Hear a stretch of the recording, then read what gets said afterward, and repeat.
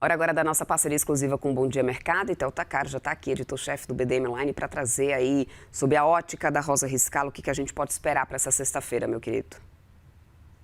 Bom dia, Débora. Hoje é dia de divulgação do payroll, principal relatório de emprego nos Estados Unidos, né? O dado sai às 10h30 pelo horário de Brasília e deve mostrar aí que a criação de 55 mil postos de trabalho em fevereiro, após ter bombado, né, em janeiro, com 130 mil vagas. A taxa de desemprego deve permanecer em 4,3% e o salário médio por hora deve avançar 0,3% na comparação com o mês anterior, indicando uma desaceleração, né, depois da alta de 0,4 em janeiro. No geral, né, a percepção dos membros do Fed é que o emprego está relativamente estável, né? Só mesmo a ala mais dovish aí do Banco Central Americano, como o Stephen Mira e o Christopher Waller, acredita que há sinais aí de enfraquecimento persistente do mercado de trabalho que exigiria aí um estímulo monetário, ou seja, corte de juros. O resto do Fed vê o emprego aí em uma situação normal e não deve mexer nos juros ainda mais agora, né, com toda a atenção do mercado voltada para os potenciais efeitos inflacionários aí da guerra contra o Irã. Havia uma expectativa, né, de que o petróleo pudesse mostrar um alívio hoje, depois que o governo americano anunciou ontem à noite que vai permitir que as refinarias lá na Índia comprem petróleo da Rússia por 30 dias aí para manter a oferta estável. O secretário do Tesouro dos Estados Unidos, o Scott Bessent, escreveu no seu perfil no X que a medida vai aliviar aí a pressão causada pela tentativa do Irã de tomar como refém a energia global. Mas o fato é que o petróleo segue aí na sua escalada de alta nessa manhã, com o barril do Brent aí já subindo mais de 2% agora há pouco, para casa dos US$ 87. As plataformas de apostas aí indicam que o mercado está cada vez mais cético sobre a possibilidade de um desfecho rápido desse conflito, Débora. Pois é, e para além dessa guerra, né, e do payroll, o que temos aí, né, no foco dos mercados para essa sexta-feira, Théo?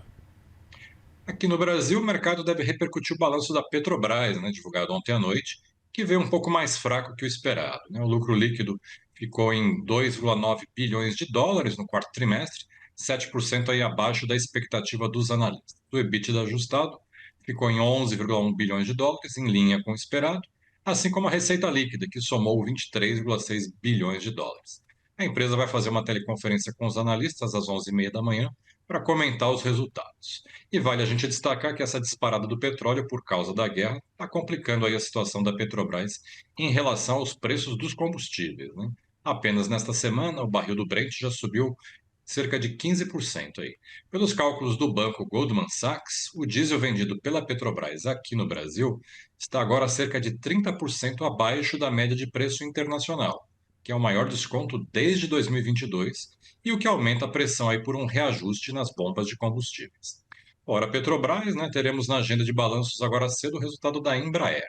Entre os indicadores, a produção industrial de janeiro sai daqui a pouco, às 9 da manhã, e a mediana das estimativas dos analistas aí indica uma alta de 0,7% da produção em janeiro, após uma queda de 1,2% em dezembro. E às 11 da manhã, sai a produção de veículos novos aí em fevereiro, pelo dado da Anfávia. Lá fora, além do payroll, que vai sair às 10h30, né, temos também nesse mesmo horário as vendas no varejo americano em janeiro. E de tarde, saem os dados semanais de poços de petróleo em operação nos Estados Unidos, que a Baker Hughes divulga aí às 3 da tarde. Na Europa, saiu agora cedo o PIB do quarto trimestre da zona do euro. Cresceu 0,2% na comparação com o trimestre anterior, abaixo dos 0,3% esperados e também dos 0,3% registrados no terceiro trimestre. Na comparação anual, a alta foi de 1,2% no quarto trimestre, após crescimento de 1,4% no trimestre anterior e também abaixo da projeção do mercado, que era de 1,3%, Débora. É isso, e não é só, né, a economia que também preocupa, até o mercado também está de olho nesse burburinho aí em Brasília. O que a gente pode destacar hoje? Aliás, a gente tem visto muita movimentação por lá nos últimos dias, né? Em Brasília, essa repercussão deve vir hoje, principalmente da decisão do ministro do STF, Flávio Dino, que anulou aí no início da noite de ontem a quebra de sigilo do filho do presidente, o Fábio Luiz Lula da Silva, conhecido como Lulinha, que havia sido aprovada pela CPMI do INSS, né? Segundo o ministro, a atuação da comissão foi equivocada e imotivada. Para ele, o requerimento de quebra de sigilo não pode ser votado aí pelo Congresso em bloco, como aconteceu lá na CPI. Já o presidente da CPI do INSS, o senador Carlos Viana, já manifestou aí profunda preocupação institucional e indignação republicana contra o episódio que toca aí o equilíbrio, né, entre os poderes. Apesar da decisão do Dino, os dados aí da quebra de sigilo bancário e fiscal do Lulinha já vazaram para a imprensa e revelaram aí uma movimentação financeira de 19,5 milhões de reais aí nos últimos 4 anos, né? O presidente Lula teria enviado aí para o filho cerca de 720 mil reais em aproximadamente período de um ano e meio.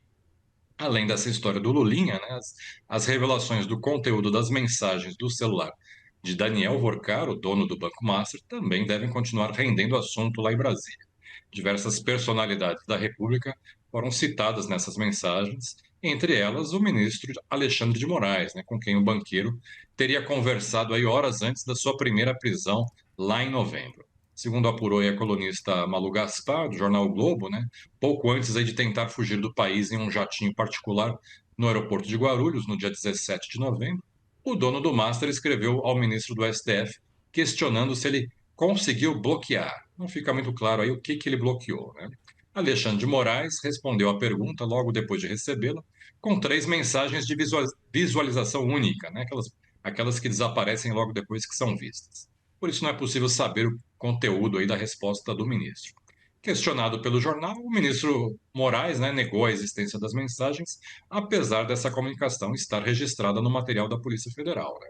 Moraes afirmou em nota que, abre aspas, se trata de ilação mentirosa no sentido novamente de atacar o STF. Enfim, ainda tem muita coisa para ser esclarecida a partir das mensagens do Vorcaro, especialmente das conversas reservadas dele com a namorada, Marta Graef, e que revelaram aí diversos bastidores do banqueiro com os políticos, Débora. É isso, a gente segue acompanhando também por aqui. Meu querido, bom final de semana para você. Vamos ver se a gente sexta aqui, né, com um pouco mais de paz, ou não, né, Theo? Espero por você na segunda-feira, meu querido. Até lá.